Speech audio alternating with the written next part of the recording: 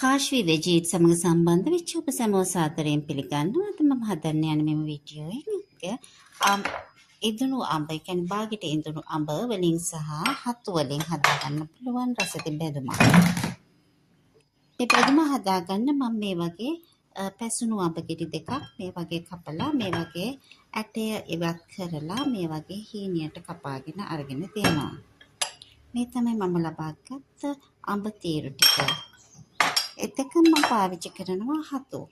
හතු හොඳටම පුංචි තීරු වලට ඉරාගෙන ලුණු සහ ගම්මිරිස් කුඩු එකතු කරගෙන සූදානම් කරලා තියෙනවා. අඹ වලට ලුණු සහ මිරිස් කුඩු එකතු කරලා තියෙනවා.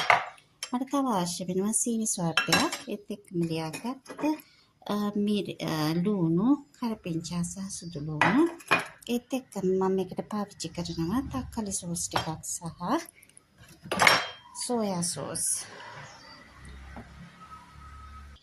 මෙම අඹ සහ හතු දවට ගන්නට මම පාවිච්චි කරනවා මෙතන කෝන් ෆ්ලාර් සහ කඩල පිටි එකට එක අනුපාතයෙන් මිශ්‍ර කරලා හදාගත්ත මෙන්න මේ මිශ්‍රණය. මෙම මිශ්‍රණය දවටගෙන තමයි මම මේ අඹ සහ හතු ගැඹුරු තෙලේ බෙදගන්නේ. මේ වගේ සාදගත්ත මේ වගේ අඹ තීරු හොඳට මෙම මිශ්‍රණය දවටගෙන හොඳට වැඩිපුර ප්‍රමාණය අයින් කරලා මේ වගේ තීරු බෙදගන්න පුළුවන්.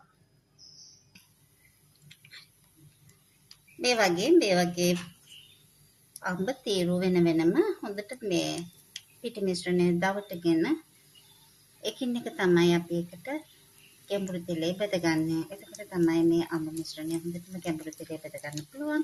ඒ වගේම සාදගත් හතු මිශ්‍රණයත් ඒ වගේ ගැඹුරු තෙලේ බෙදගෙන තමයි අපි ඊළඟ තීරට සූදානම් වෙන්නේ. මේ ආකාරයට රන්වන් පැහැයක් වෙනකන් මේ අඹ තීරු අපිට හොඳින් බෙද ගන්න පුළුවන්. මේ ආකාරයෙන් අපිට පුළුවන් ඉතුරු අඹ ටිකත් මේ වගේම රන්වන් පැහැ වෙනකන් බෙද ගන්න. මේ ආකාරයෙන් තමයි අපි බෙදගත්ත හතු සහ අඹ මේ දිස් වෙන්නේ. මේ අපේ ඊළඟ බෙදුම පිළියෙල කරගන්න මට අවශ්‍ය දේවල් ඒත් එක්කම මම සීනි ස්වල්පයක්, මිරිස් කුඩු සහ ලුණු ස්වල්පයක් ඒත් එක්කම මට මෙතන සෝයා සෝස් සහ මෙතන අවශ්‍ය වෙනවා සෝයා සෝස් සහ තක්කාලි සෝස් ප්‍රමාණයක්. අපි බලමු ඊළඟට මොකද කරන්නේ. භාජනයක් ලිප තියලා තෙල් රත් කරගෙන මම එකතු කරනවා මම හදාගත්ත මේක ලියාගත්ත ලුණු, සුදු ලුණු, කරපිංචා මිශ්‍රණය.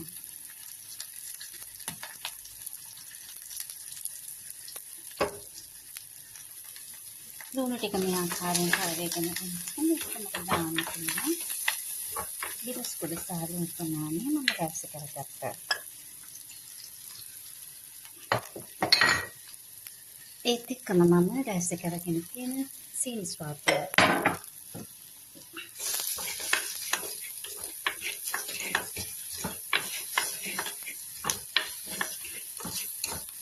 මේකටම මම එකතු කරනවා දැන් සෝයා සෝස් සහ තක්කාලි සෝස් ප්‍රමාණය. සෝයා සෝස් සහ තක්කාලි එකතු කරගත්තාට පස්සේ අපි මිශ්‍රණය ආකාරයෙන් තමයි දිස් වෙන්නේ. මේකට මම දැන් එකතු කරගන්නවා අපි සූදානම් කරගත්ත බෙදගත් අඹ සහ හතු මිශ්‍රණය. එකතු කරගත්ත මිශ්‍රණය ගන්නලා හොඳින් කරවම් කරගත්තට පස්සේ මේ විදිහට කරවම් කරගත්තට පස්සේ අපිට පේනවා මේ බෙදුම දිස් වෙන ආකාරය.